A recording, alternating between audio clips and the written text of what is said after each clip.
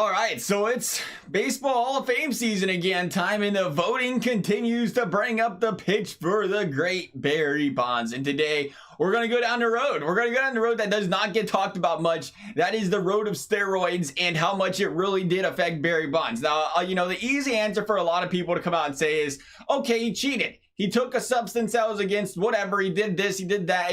At the end of the day, he is a great player. All steroids did was make his arms bigger and made him a better hitter, or made him hit more home runs, right? See, now that is the general content. I would say, honestly, I'd be surprised if under 95% of people thought all steroids did was make your arms bigger and make you stronger. And that could not be farther from the truth. And the part that, bodybuilders or people that take steroids don't want to tell you or talk about is what steroids do for you from a mental standpoint. What steroids are is a giant testosterone booster, right? You see, it's something everybody can relate to here probably. You've seen the commercials. You've seen commercials for testosterone boosting supplements for men when they get older, or, their testosterone levels go down. That's scientifically, just how every guy has it. They'll go down as they get older.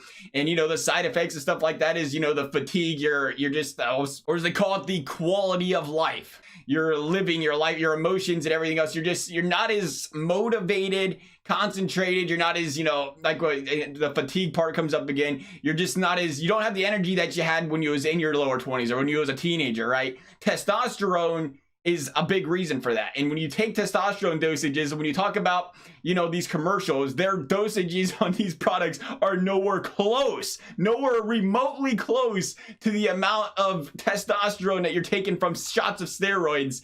And that is the big thing with this Barry Bonds thing. It's my problem. I don't care how big your arms are. Sure, that helped him inflate the home run numbers. You still had to be a good hitter to make contact with. You're absolutely right. But the thing that people don't talk about, and the reason he has no business being in the Hall of Fame as far as I'm concerned, is again the effects of think of it like this. Like I said, the older you get, the more you'll realize that the lack of energy and stuff you have. Now think of that and put that into a baseball perspective. They're playing 162 games every single year. You know that you're going to have your off days, your good days, your bad days. Especially the older you get, these players, you're going to go into game or go into days you're more tired. You just don't feel the motivation is the best way I can put it. There is how much testosterone helps you stay motivated. And think about how many people could say every single day of the week, oh man, if I just had the motivation, yeah, I'd go exercise every single day, or I'd work out, I'd do this, I'd do that. That's the key. That is the key of steroids, man. They increase the motivation. They increase your drive to get up and go do things.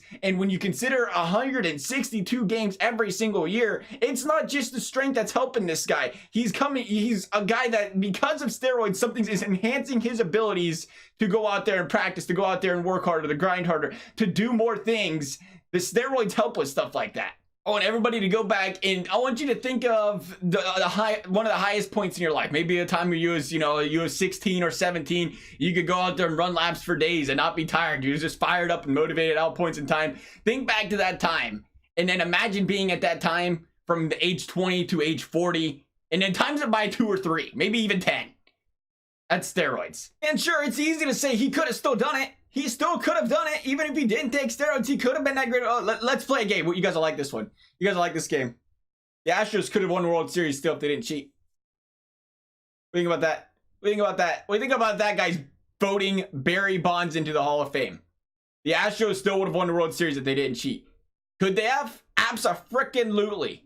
But if they didn't need to cheat, then why'd they do it? If steroids were not helping Barry Bonds, then why'd he take them? Ask yourself that question. And then ask yourself this question. If Barry Bonds didn't take steroids and he wasn't hitting 45, 50, 60 bombs a year, and he was still hitting 20 or 18 like he was the first 4 years of his career, how do pitchers pitch him? Not the same.